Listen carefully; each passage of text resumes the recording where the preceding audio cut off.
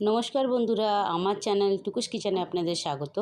বন্ধুরা, আজকে খুব সহজভাবে কোনো রকম ময়দা বা ছানা ছাড়াই ল্যাংচা রেসিপি নিয়ে এসেছি, আর এটা খুব সহজভাবে দেখিয়েছি। যারা প্রথমবার মিষ্টি বানাচ্ছো তারাও কিন্তু সহজে বানাতে পারবে। তো সবার প্রথমে এখানে চাশনিটা রেডি করে নেব। সেটার জন্য আমি নিয়েছি 1 কাপ চিনি আর 2 কাপ জল, 3-4টে এলাচটাকে একটু ফাটিয়ে নিয়েছি, আর একটুখানি দিয়েছি কেশর। এটা দিয়ে একটুখানি পুরো হাই ফ্লেম করে এটাকে ভালো করে প্রথম ফুটিয়ে নিতে হবে। তারপরে একটুখানি ফ্লেমটাকে লো করে এর মধ্যে একটু ফুড কালার ইউজ করেছি। চাইলে তোমরা ইউজ করতেও পারো, না হলে স্কিপ করে দিও। তারপরে এই দেখো, এইভাবে করে আঙুল দিয়ে চেক করবে, দেখবে একটু চিটচিটে ভাব হয়ে গেছে, তার মানে চাশনিটা রেডি। ওটাকে ঢাকা দিয়ে রেখে দিয়েছি। আর এখানে নিয়ে নিচ্ছি একটা কড়াইয়ের মধ্যে 2 বড় চামচের 2 চামচে ঘি, আর 1 বাটি নিয়েছি সুজি। যে কোনো মাপ, তোমরা যে বাটির থেকে সুজি নেবে সেই বাটির থেকেই দুধ নেবে। 1 বাটি সুজিটাকে ঘিয়ের সাথে ভালো করে ভেজে নিয়েছি, খুব বেশি লাল করিনি।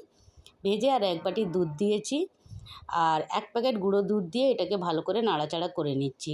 সুন্দরভাবে নাড়তে নাড়তে এটাকে দেখবে পুরো দুধটা যখন সোক করে নিয়েছে, তার মানে এটা রেডি হয়ে গেছে। তবে এটা এক্ষুনি হয়নি, এটা আরও কাজ বাকি আছে।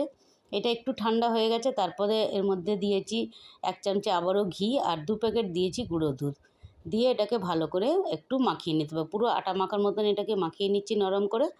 তারপরে এই দেখো, এইভাবে ঠিক হাতের সাহায্যে একটু স্মুথ করে এটা ল্যাংচার শেপে দিয়ে দিচ্ছি।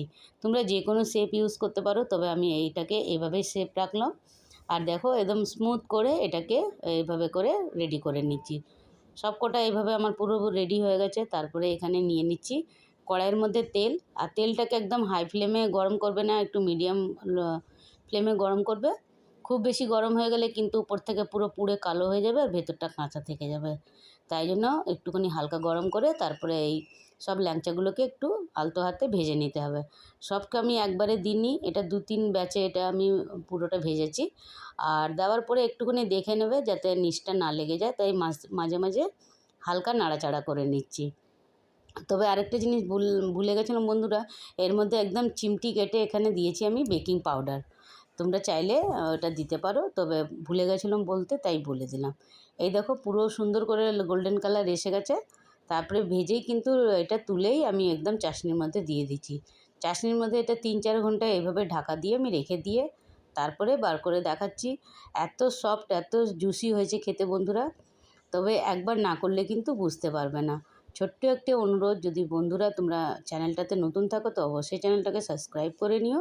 আর রেসিপি কেমন লাগলো অবশ্যই কমেন্ট করে বলো।